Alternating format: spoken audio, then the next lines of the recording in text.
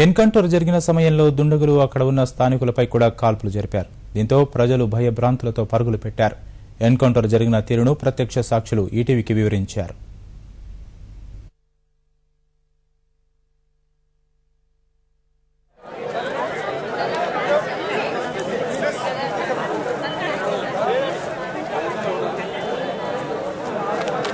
Sitaramapuram school దగ్గర రాగానే already 60 నుంచి ఈ దొంగలు వస్తారు, నడిచి వస్తారు, వెనకంగా పోలీసులు వస్తారు. సీతారామపురం స్కూల్ కాడికి కార్లో వచ్చారు.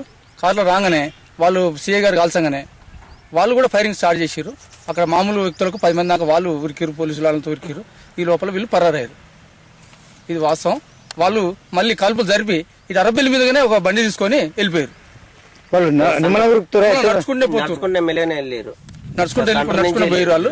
2 ఉన్నారు వాళ్ళు. ఒక ఆయన ఎత్తున్నాడు, ఒక ఆయన పొట్టుకున్నాడు. 2 టీ షర్ట్లు వేసుకున్నారు.